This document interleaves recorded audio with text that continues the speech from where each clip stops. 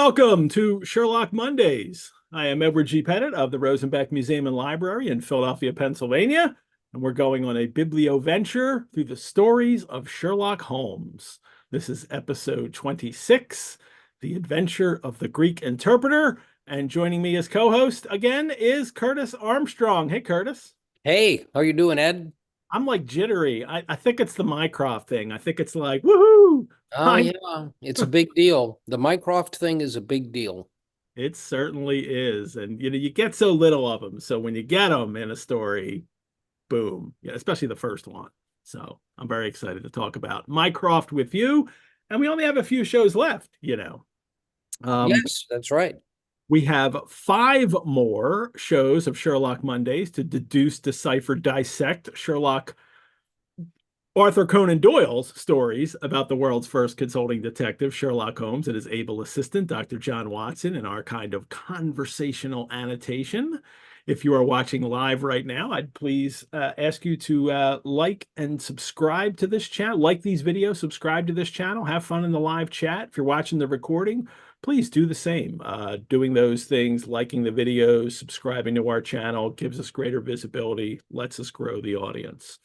And Sherlock Mondays is also an audio podcast. So thank you to all of our podcast listeners as well. I'd also ask everyone if you would please consider making a donation to the Rosenbach. If you have already donated or joined as a member, thank you so much. That's how we get to do these shows for free because of your support for the Rosenbach. And if you've not already donated or become a member, I invite you to do so. I will tell you all about how to register for our special subscription only Hound of the Baskerville shows at the mid-break today. You're going to be on that too, right, Curtis? That's correct. All righty. And I'm also giving, for those who live in the Philadelphia area, I'm giving a behind the bookcase tour of the Sherlock Holmes materials and a couple other mystery related things in our collections coming up soon in April, on April 4th. If you've ever wanted to hold a Sherlock manuscript in your hands and meet me all at the same time, well, this is your chance. There's still a few slots available for that. But before we start our discussion tonight, Curtis, guess what I'm drinking? It's Greek Interpreter. Yeah, it looks like Ouzo to me. Ouzo is in this. Yes, Ouzo, honey, lemon, and mint, muddled up mint, and I threw a sprig in there too. Every episode features a Sher-locktail designed by our good friend and co-host Mary Alcaro. You can find the recipes in the YouTube description for the episode. I also send out the recipe via email every week for those who are registered for the show. You can register at the Sherlock Mondays homepage on rosenbach.org. And tonight we're just celebrating the Greek. So it's Opa all night with Ouzo. Oh, and she's got a great title for it. It's called Sophie's Choice. Oh, Excellent title. My God. Sophie's Choice is delicious. Oh, yeah. All right. Do the Ouzo all night long. Yikes. Mary also had a comment on this that Ouzo is a dry anise forward spirit that is widely consumed in Greece. It gained popularity in the mid-19th century after the Greek Revolution of 1821, which led to Greece gaining its independence from the Ottoman Empire. And to the date we're airing this show, this is Greek Independence Day, March 25th. Oh my God, I didn't know that. I just put it together. So we're doing the show. So happy Independence Day for all the Greeks out there.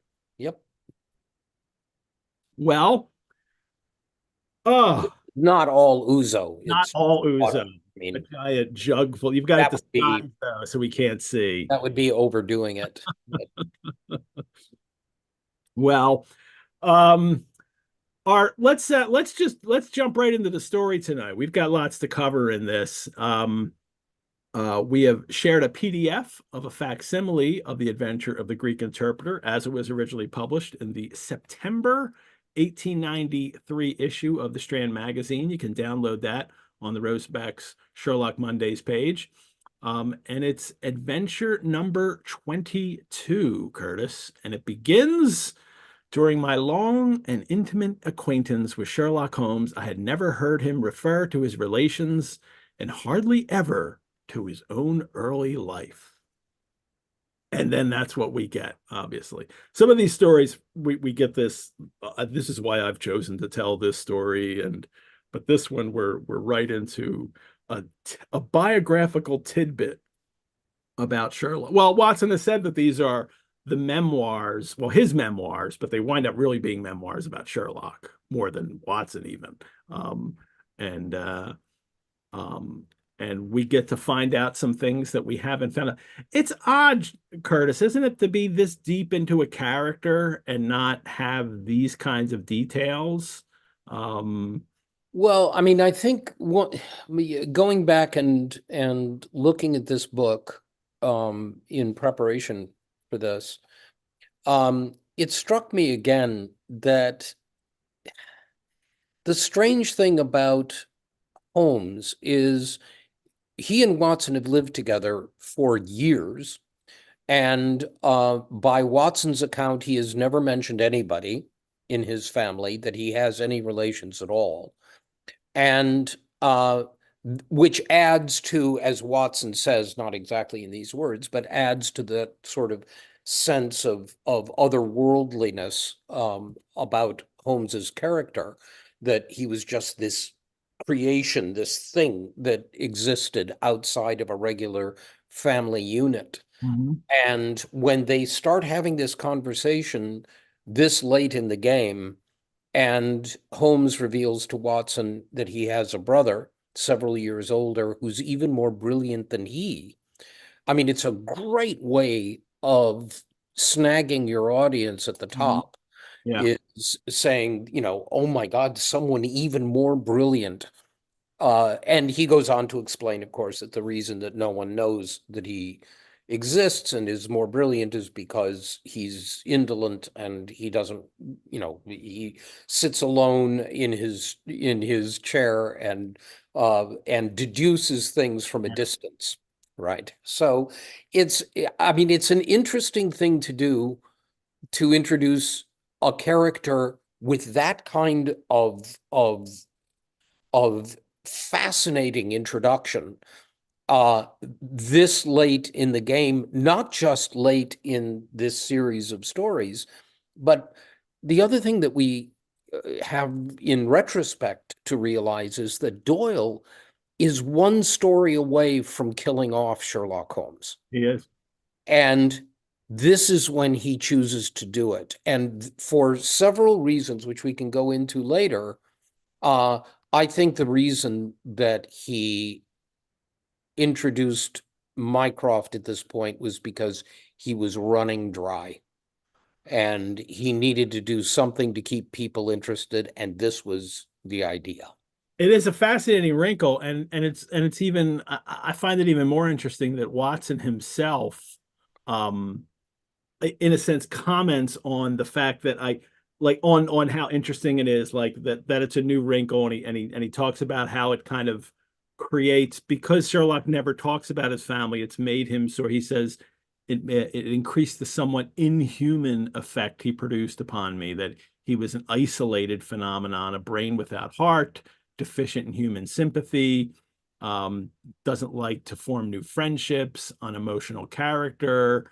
And the fact that Watson saying the fact that he never talked about any kind of past family life kind of intensified these views about him. And and then suddenly Holmes just says, well, first that he says that he has a brother. Um, and it happened after a after tea on a summer evening. They have this digressive conversation about golf clubs, the obliquity of the ecliptic, and atavism and hereditary aptitudes. I love that mix of, conversational things there. And of course, I have to ask, does Sherlock golf? I think this is the only golf reference. I didn't look up if it was the only golf reference, but it's the only one so far. Yeah, I don't know. I don't know that. But obviously he does that, the introduction of three really disparate Yeah. discussions, subjects, leaving for the last the one which introduces the whole subject about the idea of atavism and the Yeah. hereditary uh, uh, connections. That is the perfect segue into his talk about his brother. And also the obliquity of the ecliptic, this kind of thing in astronomy. This was astronomy nil was what Watson's first introduction to Sherlock was, and now we have these other things that we've learned that Sherlock's a polymath, really is what he is. As the stories have developed, Doyle's really made him a polymath. But this idea of atavism, which for those who don't know is that kind of, it's like the resurfacing of primitive traits in humans. And this was a late 19th century anxiety. After Darwin, this kind of fear of devolution, that this idea that, we'd become more primitive tendencies would come back in our civilized society. And it was also a big part of criminology. And Doyle knows this and has read about this stuff, this kind of scientific approach to criminal behavior. But which would of course have terrible consequences in the development of eugenics into the 20th century. But that whole, it's all about morality. It always strikes me, Curtis, it's about trying to situate morality into biology, and this really troubled the people in the late 19th century, that there could be moral consequences to the development of humans. Yeah, and that's certainly true, and it reflects concerns and interests that Doyle had at the time as a scientific man and as a creative writer and all that. But it's also just a way of getting into what he really wants to talk about, which is Holmes as a brother. Yeah. So, and by using the three, I mean, this goes back, to Study in Scarlet, the idea that they have these wide-ranging conversations on all sorts of subjects, which gives you a sense of how intelligent and well-read they both are, and how close they are, that they can sit around for hours talking on all different subjects. Mm-hmm. It gives you a good sense of what their relationship was. Well, he surprises him here. Watson thinks that he's just brilliant because of his training, and Sherlock then says, well, my ancestors were country squires. So we do get a little bio for Sherlock. And also he says, my turn that way, meaning this kind of observation and deduction. My turn that way is in my veins and may have come with my grandmother, who was the sister of Vernet, the French artist. Art in the blood is liable to take the strangest forms. Yeah. That's a fascinating line. Well, and one of the most famous Sherlock Holmes lines in the whole canon. Absolutely. And there were actually French painters. It was like a grandfather, a father, and a son, all painters. Now, whether or not Doyle was really referring to them or was just throwing out a French name, I don't know if we know. Because Well, it's a curious thing to do because the Vernets were still around at the time. It's something that, on television you could never get away with. yeah, The idea of connecting a fictional character to living people. And is it Jean-Claude? I can't remember. I have to look it up again, but Horace Vernet was Horace, that is the one is it most would have to be the one if you line up this time period, and if it was right. the mother as the sister.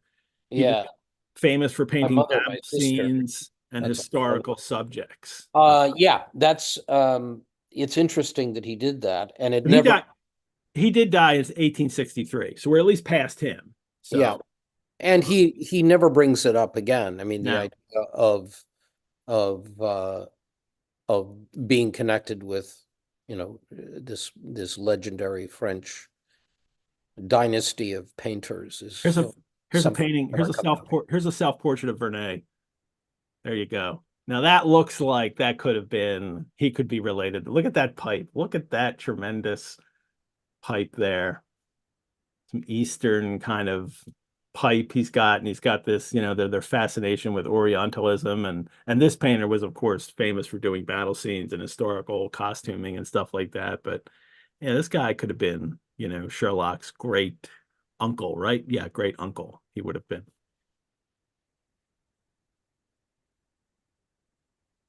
Um, Art in the blood is liable to take the strangest forms. And what I also like about that, Curtis, is that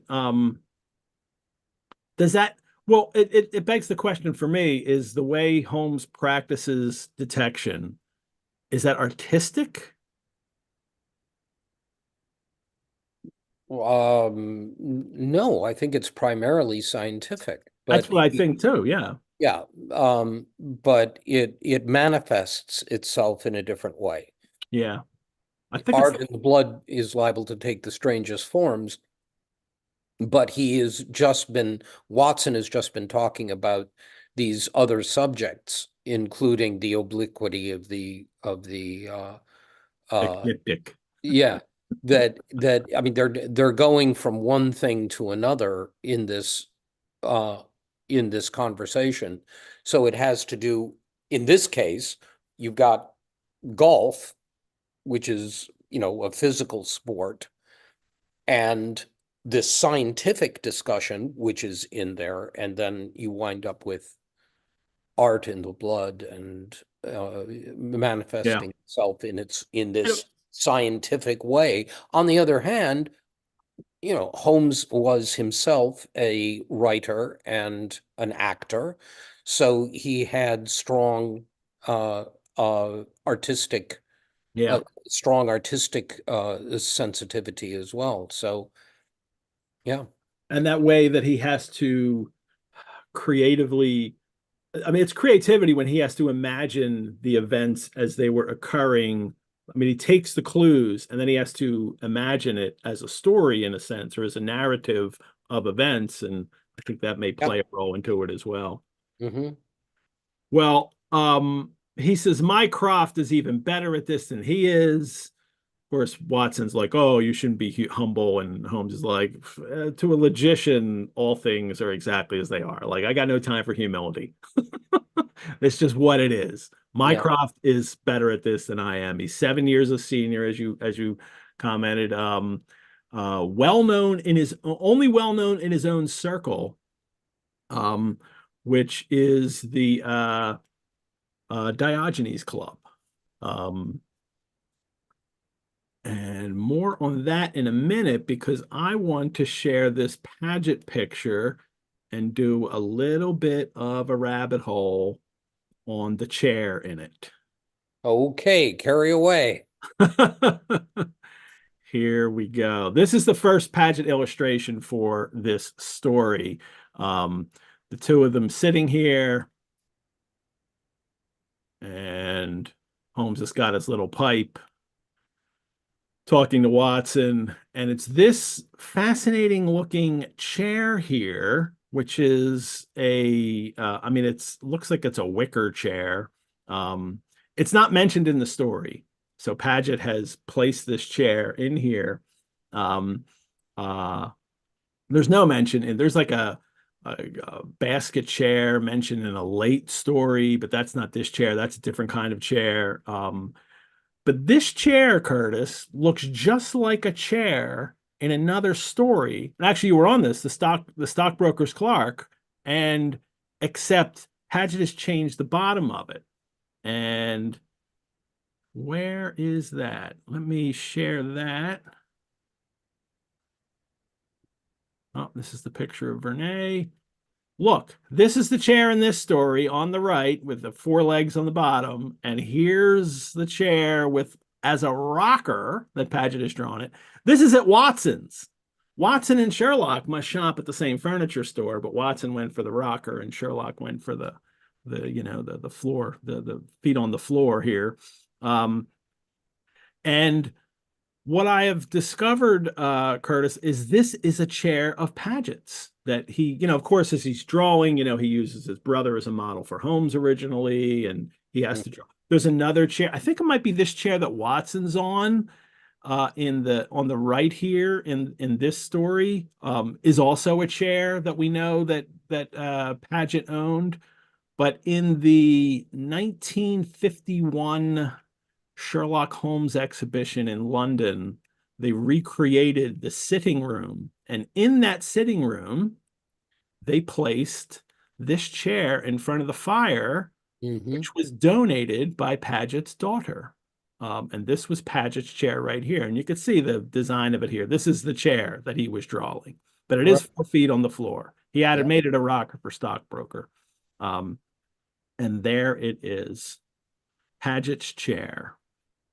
And I think then it wound up in the Sherlock Holmes Museum. I don't know if it's still there. Maybe somebody that's been there recently in the chat can say if this chair is still there, or I wonder where this chair wound up in the end. But that was Paget's chair. Hmm. All righty. So thank you. I was just fascinated with it. As soon as I saw the chair in the story, I'm like, wait, that's a chair in another story.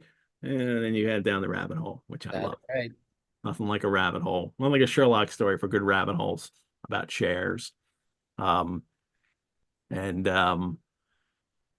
well, now Sherlock says, "Oh, well, let's well, Watson's never heard of the Diogenes Club, and then he describes it as the queerest club in London, and Mycroft one of the queerest men." Now that's a term that's, of course, we have a different definition of queer now these days. Then it just meant the Right. oddest. But I did find it fascinating, Curtis, in the Jeremy Brett Granada series, they change it to oddest because I think that they Well, realize yeah, people will hear it differently now. But of hey, course. I don't mind hearing it that way either. Um, and Mycroft is there from 4:45 till 20 to 8. So he's a person who has this strict schedule that he sticks to, doesn't vary it. And Holmes then takes Watson to the club to visit. And this time that he's there, this 4:45 to 7:40, I guess that's like after work, go to the club, have dinner, relax, and stay. You mean at the Diogenes Club? Yeah, that's why that's the time of day he goes. Right. Yeah, What's the day for most men in this era when they visited their clubs? I guess. Yes. Um, yeah. Um, to me, the most interesting thing is the description, Holmes's description of it. There are many men in London, who, some from shyness, some from misanthropy, have no wish for the company of their fellows, yet they are not averse to comfortable chairs, the latest periodicals. It is for the convenience of these that the Diogenes Club was started, and it now contains the most unsociable and unclubbable men in town. No member is permitted to take the least notice of any other. Save in the stranger's room, no talking is under any circumstances allowed, and three offenses, if brought to the notice of the committee, render the talker liable to expulsion. I mean, it's such a great description of this Is weird club of people who don't like other people. I mean, it's because wonderful. it's not even just silence. It's like they're not even supposed to notice. You can't take the least notice of Do anyone. not notice that anyone else is there. Sit in your chair, read your newspaper, have your drink, and go home. Yep. And pay for the privilege. I mean, it's great. Oh, he also gives us another tidbit about Mycroft, which we don't really get to explore in this story, but this will come in a later story as people continue to read the Sherlock Holmes stories later when Mycroft comes back. This Mycroft, what he has is an extraordinary faculty for figures, and he audits the books in some of the government departments. So that's all. We'll leave it at that now. I don't want to spoil anything for anyone else in the future. But Holmes does importantly say, what is to me a means of livelihood, this criminal detection, what is to me a means of livelihood is to him the merest hobby of a dilettante. And that will come into play later when how Mycroft reacts to this investigation as it goes on. Also, the Diogenes Club, Curtis, as you know, this is especially for readers of Doyle's time who have all had the classical education. Diogenes is the Greek philosopher who was a cynic and a misanthrope and lived by himself and had a dog. A dog was okay, but people know. So they've named the club after the famous Greek cynic philosopher who didn't. He lived in a jar in the town square or something like that and didn't like to associate with people. Well, they visit the club, and Holmes also finds it a very soothing atmosphere. That makes sense for him, right? Everybody shut up while I'm thinking. So that's what he wants to do.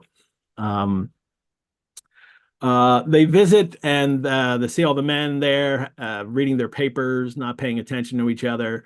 And then we meet Mycroft, and let me share the picture of him. Paget's illustration of Mycroft. And here he is. Definitely larger than Sherlock, but in the description, I'm surprised he's not fatter. Very much larger and stouter than Sherlock. His body was absolutely corpulent, but his face, though massive, had preserved something of the sharpness of expression, which was so remarkable in that of his brother. His eyes, which were of a peculiarly light watery gray, seemed to always retain that faraway introspective look which I had only observed in Sherlock's when he was exerting his full powers. Yeah, I would have thought that Paget would have drawn him a little bigger than this. But this is our first glimpse of Mycroft. He does see, I think he captures that face in the way he's described it, that sharpness of expression. You could see a little bit of his Sherlock in that face. Yeah.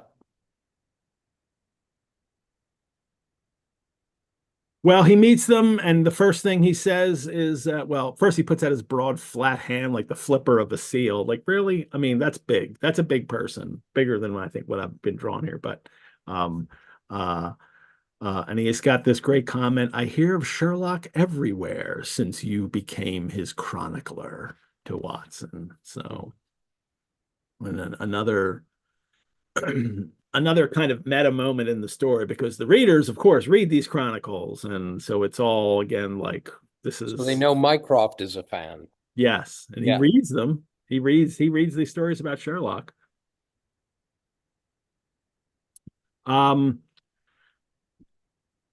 We get an unpublished case mentioned, the Manor House case. Mycroft says he's surprised Sherlock didn't ask him about it, and then they go in this wonderful back and forth here. No, I solved it. It was Adams, of course. Yes, it was Adams. I was sure of it from the first. Like this back, like this sounds to me like they're competing. That they're already like this is what these brothers have always done. Right. And then they proceed to do it looking out the window of the club.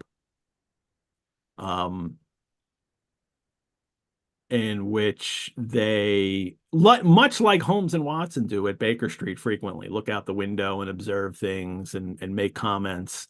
But this time, when they look out and they see these men out there, and the billiard marker in the other, what do you make of the other? And then old soldier, recently discharged, India.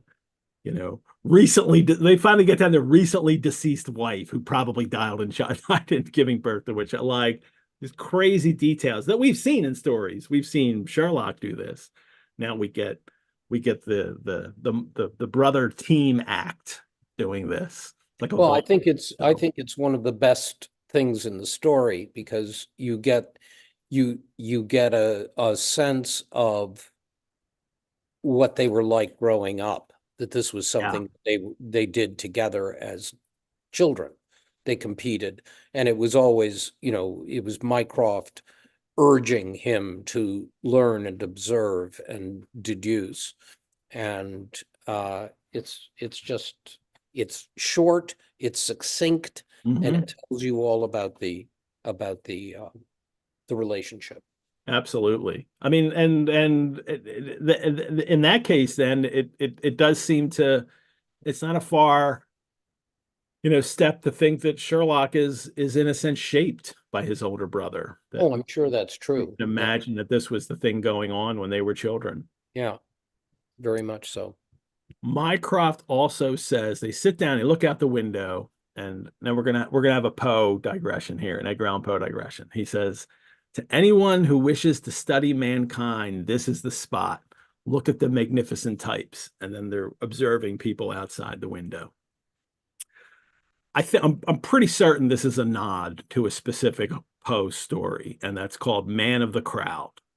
Um, Man of the Crowd was a brief description of it. It begins with a man sitting in a coffee shop in London, looking out the window, and he starts to categorize all the people he sees. The innumerable varieties of figure, dress, air, gait, visage, and expression of countenance. This is exactly things that Holmes does. This is not a Dupin story either.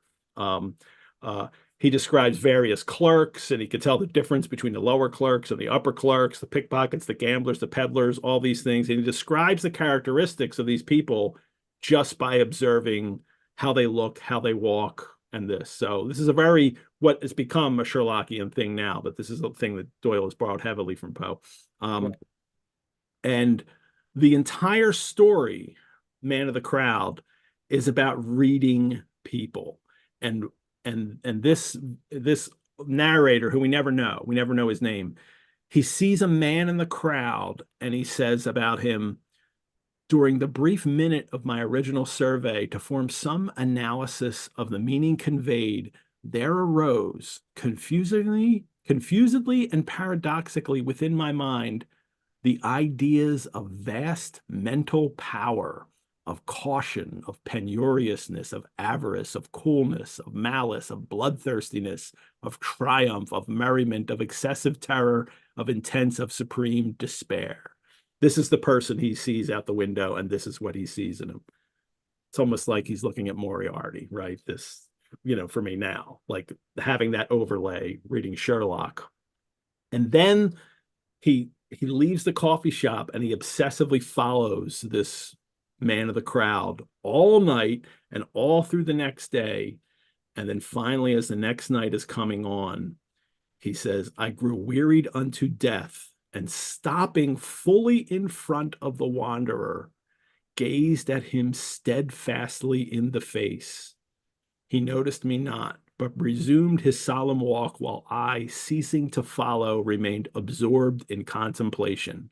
This old man, I said at length, is the type and genius of deep crime.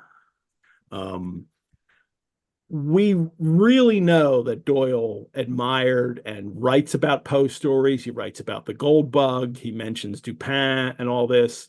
I wish we had a mention of Man of the Crowd in some work of his, because I just there's so many little parallels between Mhm. that story and just this whole idea of Sherlock and observation, and then latching on to this one evil character is really fascinating for me.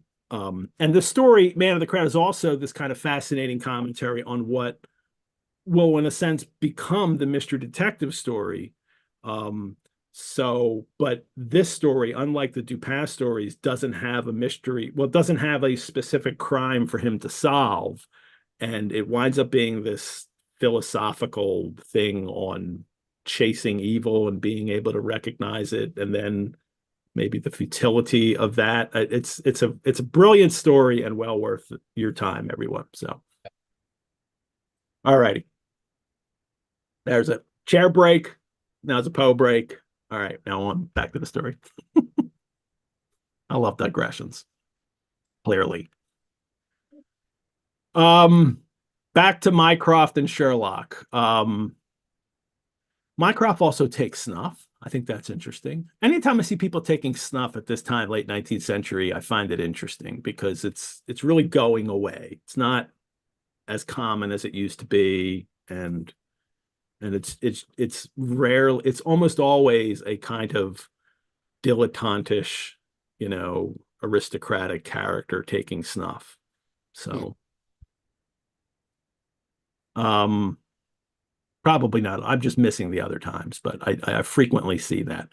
He's got his snuff in a tortoise shell box, and now's when we finally get a case. Something, is going to happen here. He tells Sherlock he has something quite after your own heart, a most singular problem submitted to my judgment.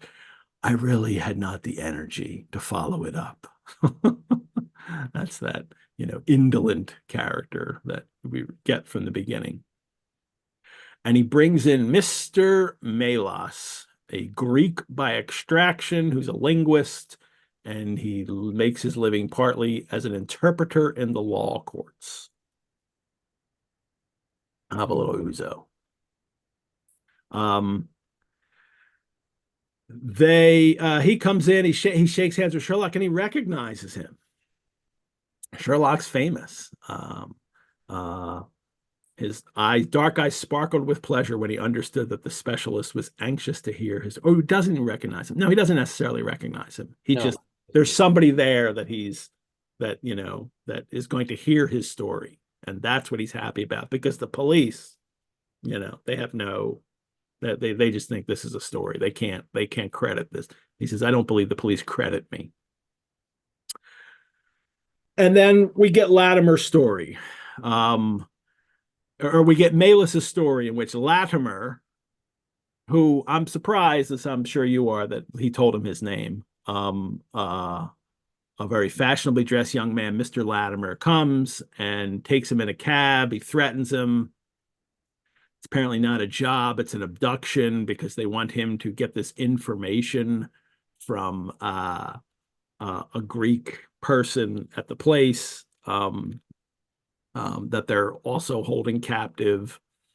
And they drive around for a couple hours. And then he meets the second character here, whose name we're not told till later. And Kemp. Kemp. Yeah. What's his first name? Wilson Kemp. Wilson Kemp. Thank you. Who is a small, mean looking middle aged man with rounded shoulders who has this jerky, nervous fashion with some giggling laughs in between, who seems even scarier than the big guy with the weapon who's threatening him. It reminds me of the in the Raiders movie, Curtis, the way he's described here, Major Top. Ronald Lacey played him in the movie where he's the guy that gets burned on the hand and the Nazi, yeah, he reminds me of him, that kind of giggling little, evil guy that doesn't seem like he'd be that formidable, but that he's going to do horrible things to you. Well, I mean, this is where this story gets kind of strange for me. Yeah. I don't understand a lot of what happens here. It doesn't seem to make a lot of sense to me. And part of it is, Questioning. well, I mean, the whole situation where he's being kidnapped by this person. And I can understand obviously you're trapped in a carriage with a man who is carrying a weapon, and you're obviously going to do what you're told. But then it goes on, and I mean, the questioning is peculiar, the way that it's done. And certainly not the easiest way I could imagine to get the information out of these people, out of this person. But he winds up, of course, later on being kidnapped by the same person again, out of his house. I mean, Yeah. the page comes up and gets him. He doesn't say, "Oh my God, no, get help." It's like, no, as soon as he sees him, he goes under his Yeah. spell, which is a peculiar uh, uh, idea. I There's a lot about this story that's a little funny to me. Doyle does try to make the point that he's just not, a brave man, that he's easily, I know, but this it and doesn't really, it's not enough to say that Melas is not a man of great physical courage, yeah, which is how Holmes puts it. yeah. No, maybe he's not a man of great physical courage. He's not going to assault the guy in the carriage the first time, but he could get from his room to the street. That he could do it just out of fear is utterly peculiar. We do have this in meeting the prisoner here, Paul Cratides. Yeah. Um, Doyle does create this very strange gothic scenario here with his appearance. Deadly pale, terribly emaciated, protruding brilliant eyes, and he's got his face crisscrossed with sticking plaster and then big large pad over his mouth. This really bizarre image that Doyle has created here. For those who might not realize, sticking plasters are they're basically just bandages that they have there's a way they can make them sticky, and now we have band-aids that are sticky, adhesive bandages, but they were called sticking plasters then. Right. And he but I wonder if this is this really strange scenario is supposed to take our attention off of the fact that he has him write the things out on a slate. It's And really weird. like It that doesn't seem to this would work as an oral conversation, like No, asking extra questions. I mean he acknowledges the fact that it was a strange half written, half spoken conversation because this is a man, Paul Cratides, has the bandage So across he his has to mouth so he write because cannot they don't speak. want him to speak because But they don't want him to make noise so we're the sister talking might. about a slate that is Yeah, probably this size. yeah. And it repeatedly over and over again, Melas is asking him the questions, and he's writing frantically that he will not sign the papers, he will not do it, do what you like with me, and all of this stuff. And then Melas falls into this idea. He has an idea that he can, because these men don't speak Greek, that he can actually just, add little questions onto Yeah. the end. And then because they can't read Greek, this guy can answer in a written way to answer these additional questions. But they need a translator to Well, get and that's across for him to sign a paper, or I'm gonna kill you. Like that's yeah, I don't need a translator. it's not believable. I'll tell you, this comes back to what I was saying at the beginning. For this story, which has really a fairly high reputation in the canon, um, uh, I mean, what was the one that we did, right? Stockbroker's clerk or the resident patient, you're going to remember the Greek interpreter. The reason you remember the Greek interpreter has nothing to do with the case. Yeah. It has to do with the introduction of Mycroft, but Mycroft disappears in the story.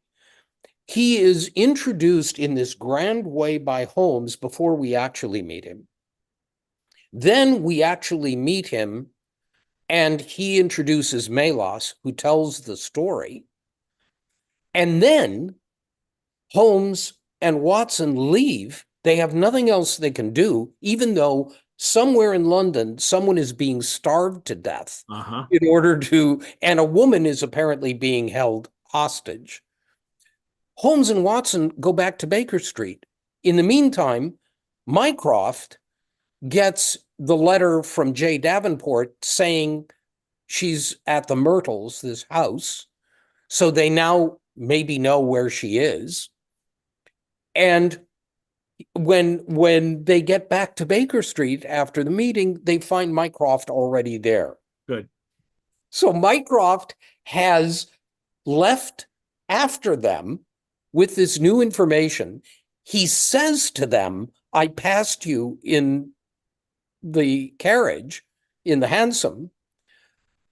Did he have the hansom driver pull over and hail them and say, this is where they are, let's go? No. He goes to Baker Street, goes upstairs, lights a cigar, and sits down and waits for them. Yeah. What happens if they, decided to stop for a drink? Oh, well, there's other things too that'll hit later too. I want to hit that later, definitely. I mean, I'm 100% with you on this. There are so many. I mean, just the fact that when he meets takes Watson to meet Mycroft, and the story of Melas comes up when Mycroft writes a note and has someone send it to Melas to step across and tell his story. What if Melas hadn't been there? I mean, there are a million of these kind of, it's just all wrong. Well, yeah, I'm going to get to more of that in a bit. Let me actually take a mid break first, and let everyone know that thank everyone for watching this episode. As a nonprofit organization, the Rosenbach Museum and Library depends on the generosity of friends and supporters like you to keep programs like this free and accessible to thousands of fellow Sherlockians worldwide. I hope you will consider supporting the Rosenbach and Sherlock Mondays by donation, which you can do at our website, or by becoming a member. Membership gives you free museum admission, discounts on programs and courses, exclusive invitations to member-only events. You can learn more about how to become a member on our website. We have lots of great in-person programs and courses as well. There's a course on the music of Plato's dialogues that's going to meet at the Rosenbach starting soon. There's an online course on Gabriel Garcia Marquez's 100 Years of Solitude. There is a course taught by Julia Wells on David Copperfield in the 21st century. So you also get to do Dickens's Copperfield, Barbara Kingsolver's Demon Copperhead, and Armando Iannucci's David Copperfield movie from a few years ago. That's going to be a really great online course. And I mentioned I'm giving a behind the bookcase tour in person at the Rosenbach with our Sherlock Holmes materials, our Empty House manuscript, and other first editions we have. If you've ever wanted to hold a Sherlock manuscript in your hands, this is your chance, and you can meet me. You can register for that on our website, and you don't want to miss our Sherlock Mondays Hound of the Baskervilles Biblio Venture. When Sherlock Mondays comes to a close with the adventure of the empty house, we're going to go on one more Sherlockian Biblio venture. It's an exclusive pay-only series this time. So you subscribe to it, and it's going to be 8 episodes, but the same format. Myself and a co-host. Curtis, you're going to be returning for that. You'll be on one of those. At some point, yes. All of our other co-hosts.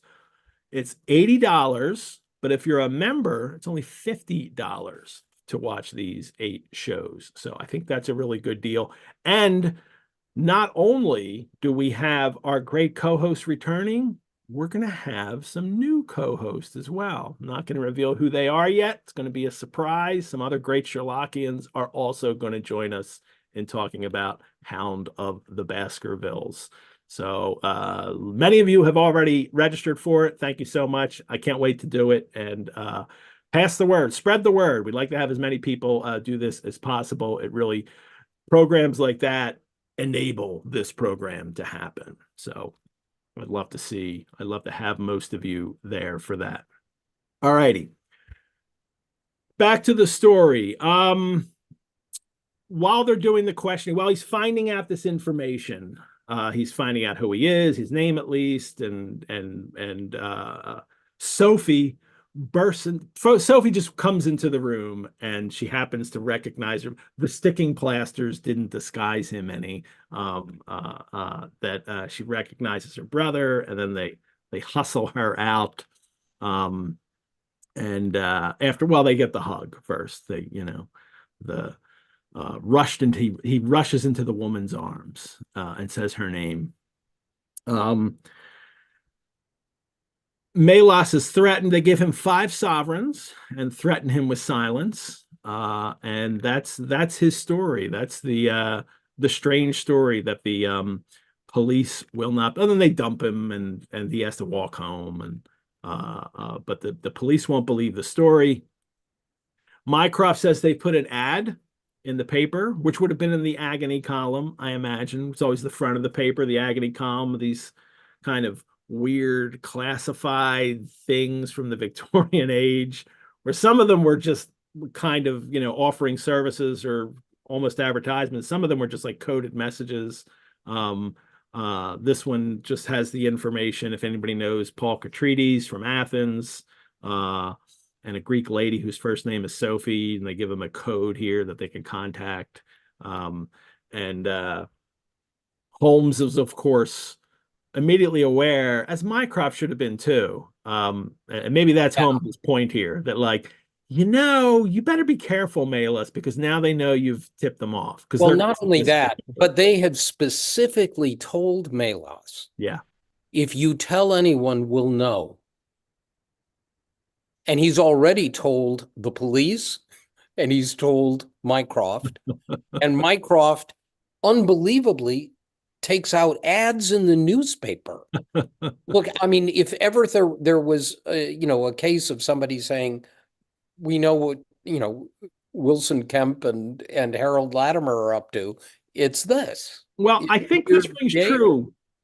This rings true with the story, and the way Doyle is really making is showing the difference between Mycroft and Sherlock. That Mycroft might be brilliant at figuring stuff out, but he doesn't know how to take the steps to actually solve something because he doesn't do that. He never does. He's not even interested in doing that, really. Well, he's not interested in saving the life of someone who's being starved to death. Nope. He would not be telling this story to Sherlock if Sherlock hadn't, on the spur of the moment, decided to go visit him. Yeah. That's where it gets really peculiar in this story, is not only does he do that thing, which, is going to broadcast the fact that they know that something is going on, but also he isn't even bothering going to Holmes, who would be the one person, if the police aren't interested, the one person who could maybe solve this is his brother, and he doesn't go to him. Mm-hmm. Well, Holmes right away is on the case. As soon as he leaves, he's sending telegrams to get answer some questions about this. He and Watson talk about it a bit, doing that thing for the readers, like Right. they discuss the case and kind of sum up some conclusions so far. This is the readers as we're reading a mystery. And Watson does pretty well here in figuring out what happened. Watson recognizes what's going on, that it's, a sister, and he says, carried all. Well, he doesn't get it all good. Holmes has to help him with it a little. So, but he's Holmes. He does that. She'd been in England some time, but he had not been in Greece, and because Latimer didn't understand the language. So, but Watson, gets the basics. No, what he suggests is that Sophie had been in England because she spoke English. Yeah. And Paul had not, because he didn't speak English. But that doesn't even make sense, because Sophie could have learned English in Greece and still have been able to speak it when she came to England. So that's Holmes's suggestion. Even there doesn't quite ring true. Well, when they get back to Baker Street, as you mentioned, there's Mycroft sitting smoking in the armchair. He's just he doesn't really care about this. His picture there looks a little bigger, but we don't need to, share that. That's because he's sitting. He's got a bit more of a belly. And even says to Sherlock, "You don't expect such energy from me, do you, Sherlock? But somehow this case attracts me." Well, maybe Curtis, it's because Sherlock is now there. Mycroft feels like he has to do what he has to also solve it. He can't just let Sherlock go and solve. He said he wasn't interested, but Well, maybe. I mean, he wouldn't have, I mean, he had gotten this further information from Jay Davenport, Yeah, person who answered his could have just sent the letter to Sherlock. Here, he take this over. yeah, he could have. He's at least there, and he does what Sherlock does with the letter. He notices it was written with a J pen on royal cream paper by a middle-aged man with a weak constitution. Right. I love those details. And they find out that Sophy was living, and they find out where she was living. But here's where Mycroft he says right away, well, let's go to them and find out the rest of the story.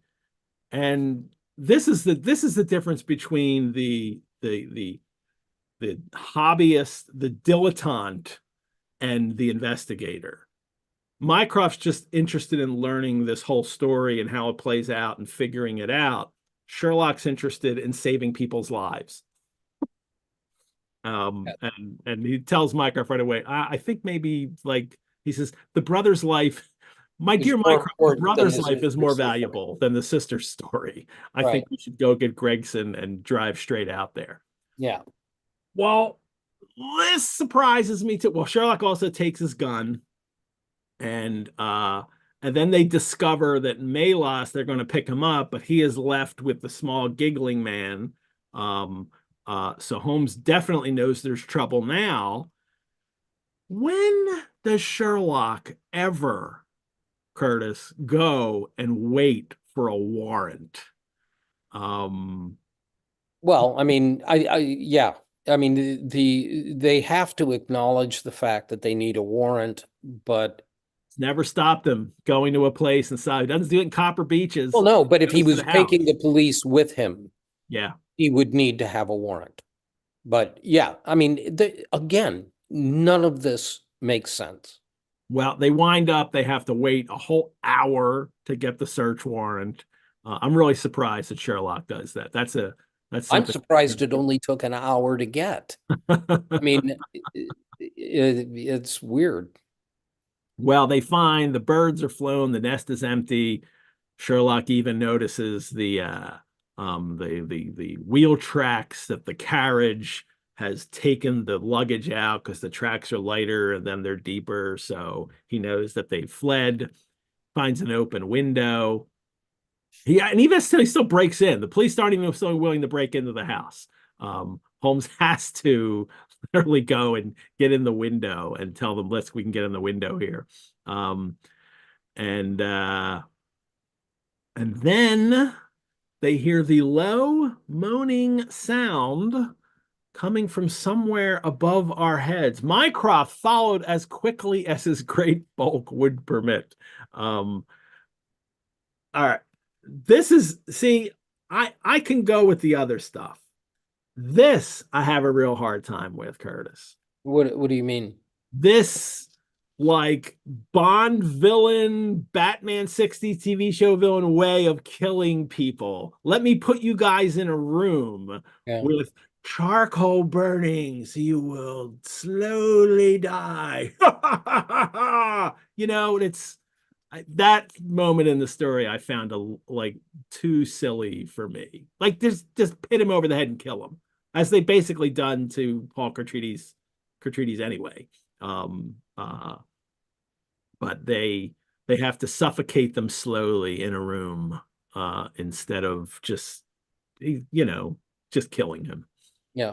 No, but gives our hero a chance to save at least one of them. Right. And they pull out both of them were blue-lipped and insensible with swollen, congested faces and protruding eyes. And but Paul Atreides,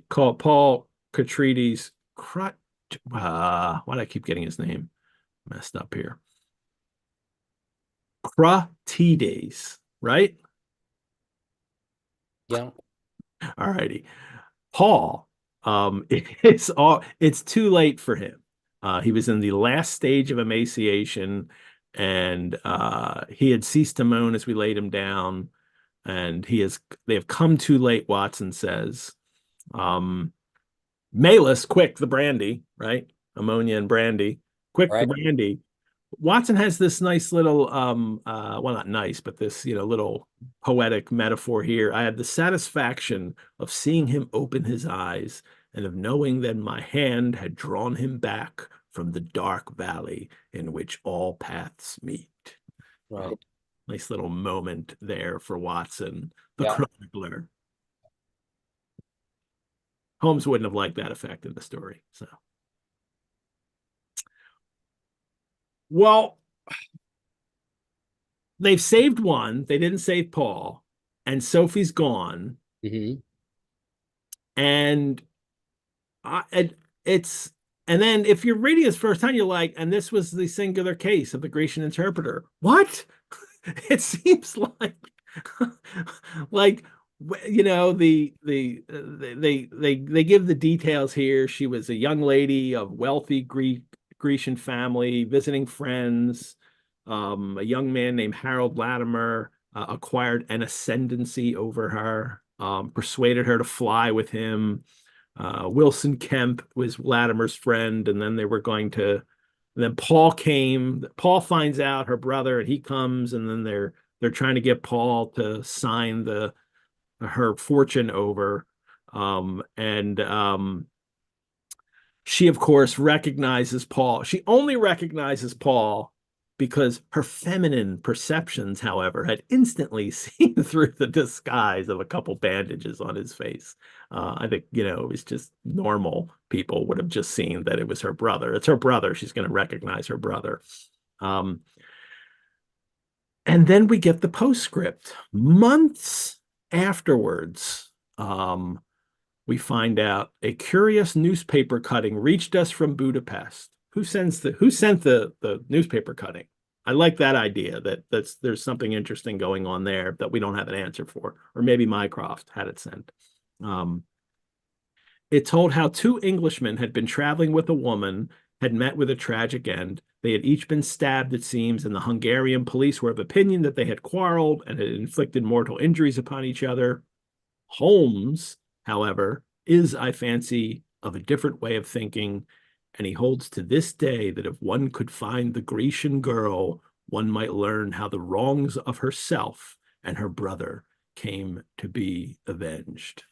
Um, we've had more than one story like this. This end with a kind of post denouement is what I want to call it, right? Like the climax in the story is that peak of tension, or conflict of the story, and here it's saving the men from the charcoal, or at least one of them. The denouement's the end of the story. That's what happens after a climax. But in some stories, Watson tells us something that occurs even later. You know, um, maybe I'll call it the post-coital cigarette after the story ends. And this story that ends with like when Holmes say in the Resident Patient, the sword of justice he talks about in the falling at another time. Hmm. We had it in Five Orange Pips, where we find out the Bark Lone Star sinks with the villains aboard, and in the last episode, Resident Patient, with the villain again. It's a ship, the Nora Crana, lost at sea. Uh-huh. Um, I find this an interesting way to end these stories that Doyle has chosen for some of these, and interesting in a good way. I think like this is kind of making up for me this story, in that this is a really it's not a story of it is a story of justice, but it's a story of justice in a twisted way. Um, uh, they and but the big question is it's almost like it gives it a feeling of providence, that the bad guys will get it in the end in some way. Yeah. Yeah. Yeah. I think that's probably, given the fact that he failed in stopping them Yeah, escaping, it's good to know on some level, I suppose, that they paid for their crimes. because But Watson had also it also leaves, a big question about Sophie, because Sophie, seeing her brother in that condition and understanding that the man under whose spell she had fallen, or however it's put, Mhm. was responsible for it, still winds up fleeing with these two men, Yeah. you know. What It's, it, which but I get the Victorian, you know, but stigma here. apparently is able to She's already summon up, she's run able off to summon up the spirit to murder both of in them, the end. Yeah. but not summon up the spirit to not flee with them in the first place. Well, she's more under their power then. It could be waiting for her chance, but she's also, that idea of the woman who's already gone off unmarried with other men, which she has already done in the Right. story. Yeah. She feels that it's the in the Beryl Coronet, the daughter in that story, goes Right. off with the villain at the end, even after he's tried to destroy her family. She still goes off with him in the end. Um, this case, at least, she does go for her vengeance. Three stories that we've done so far have ended with nothing really known about the escaped criminals, and that's the engineer's thumb, where they're just gone. They're, Yeah. they're gone. Beryl Coronet, we only know that like Holmes thinks that like, well, they're just not going to be happy together. Well, so that's horrible, actually, especially for her. And Musgrave Ritual, we don't know if Rachel was guilty, if she knocked the thing down to hurt him, but she still runs away and we don't know what becomes of her. Right. But for this story and Five Orange Pips, Resident Patient, we do get this kind of post denouement where Yeah. the bad guys will get it in the end. The sword of justice will find them. And that's the Greek interpreter. And Mycroft is nowhere at the end. This, right. Mycroft I is wanted them together. well, I mean, If you're yeah. in I the mean, I story, think you know? if you had this in a movie adaptation or something, it would wind up with Holmes and Mycroft in some kind of a conversation about what's going on and that kind of thing. And he just doesn't do anything. Um, it's remarkable if you step back and really look at his contribution to the story, and really all he does is make things worse. He just messes up in this case. And you can certainly attribute that to the way Holmes talks about him, in that he's more brilliant than I am, but he also doesn't have the, experience or the interest in Mhm. following up on these kinds of things, which is true. But when you're talking about the lives of people, a slow death by starvation, and at that point, with all the information that they have, the kidnapping and the kidnapping and holding of a woman, no one knows what's happening there, and yet no one seems really driven in this story. The only thing that stands out in the story is the introduction of the character of Mhm. Mycroft, who then doesn't really live up to the introduction. Well, or does he? I mean, I think he lives up in the introduction in that he can figure things out and he's brilliant in that way. But because he is this kind of indolent misanthrope, we could call him, from the Diogenes Club, that's the big difference between him and Sherlock. This is Yes, somebody who can but be a hero, again, and this is I have somebody who to can't. I have to say, Ed, there's something different about when you're dealing with human lives in the balance. Hmm. It's not just indolence. There's something just wrong with this guy. Yeah. And I would love to, I mean, obviously, and this goes back to what I was saying at the very beginning, which is I think, Doyle at this point is running on empty in the stories. And this is where he gets a little spark of interest, is in the introduction of this character. It doesn't matter about the fact that the guy who is introduced in that way disappears completely. He's there, but he's just following, as you quoted, Mhm. as well as his great bulk would allow, while his brother and Watson are actually doing all of the heavy lifting. But aside from that, I think that he was a way of trying to inject a little interest Yeah. in the stories, which were becoming a little bit of a pain for Doyle to write. He'd been saying that since the first series, though, and he And was all saying the that for more reason. Copper Beaches, and then he still comes up with more stories, and then even Well, these. This is more money. the only story that kind of has, I think, not the best for me. So, even stories that, I can find little things with them, especially after I've read them for, the 100th time. This story really, I think you're right. It's about, the interest of Mycroft, and then even Yeah. that. But see, for me though, even that I find even more interesting because Mycroft is so unheroic. And that's problematic. Um, so Well, I mean, he doesn't have to be unheroic, but he has to be more interesting. And because you always get the sense that Doyle was never thinking of making Mycroft a real, recurring character. He was a one-off in the second series of short stories to give, some, yeah. a little excitement to the stories. That's all it was. I'm sure at that point he never even considered bringing Hmm. Mycroft back, but he came in handy. And he's really and he'll wind up really stretching stories too, because the next story is Naval Treaty, which he writes a very long story that he can break into two parts and have Mhm. it over two issues. So the Yeah, Strand can have even, that's right. one story instead of two I have to write. Yeah, And we'll talk about that in the next episode.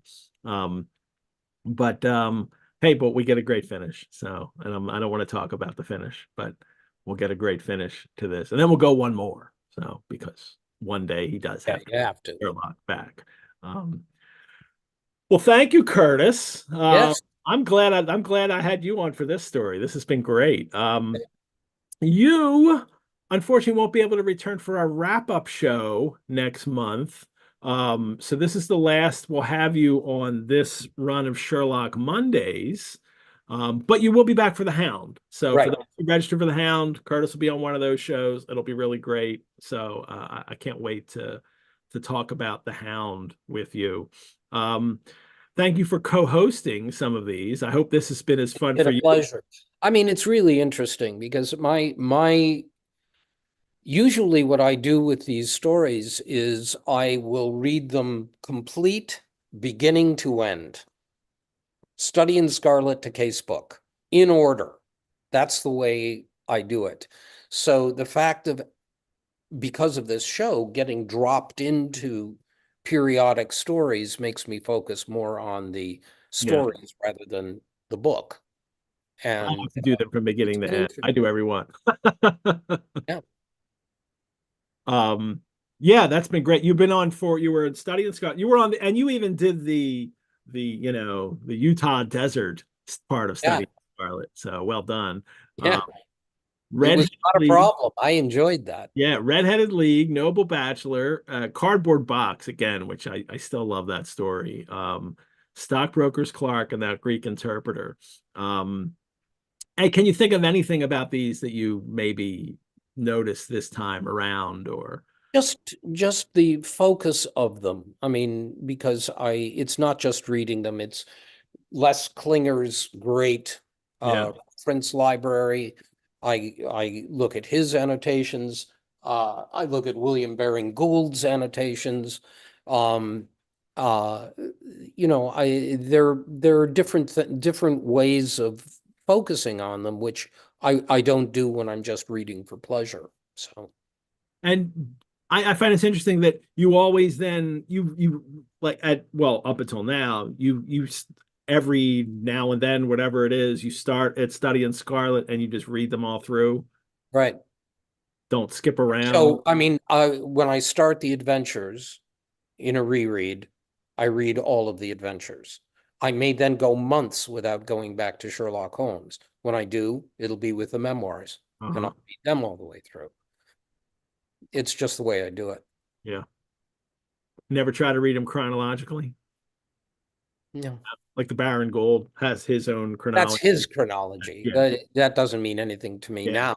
I mean, it meant something at the time because I found it fascinating, but Mhm. it's not the way I would read it. Well, this has been great. Thank you so much. Thank you. See you at Hound. Yeah, Sherlockians, thank you for joining us for episode 26 of Sherlock Mondays. On our next show, episode 27, Anastasia Klimchinskaya returns as Holmes helps poor Percy Phelps recover from brain fever after he allows an important document to be stolen in the naval treaty. That'll be an interesting one to read. I like Holmes's investigation in that, actually. Yeah. And we find out something not nice about Watson's school days either. Thank you to our chat, Mrs. Hudson, Brianna, as always, for managing the live chat links. Thank you to our sponsor of Sherlock Mondays, Lisa Washington. Thanks so much, Lisa. We couldn't do these shows without the generous support of our patrons. You can support the Rosenbach through donation. Your support helps us create more programs like this and also care for our collections. You could also become a member. Membership gives you early access and discounts to programs and courses. Find out more at our website, rosenbach.org. If you haven't already registered for Hound of the Baskervilles, do so now. And please help me spread the word. Tell people, Sherlockians, people you think will be interested in this, tell them to register as well. Again, let me remind you to subscribe to our YouTube channel, like these videos, listening to the podcast, leave us a review. Curtis, I'll see you again for the Hound. Great. Thank you, Ed. I am Edward G. Pettit of the Rosenbach Museum and Library. The game is a book. Thanks, everybody. Bye-bye.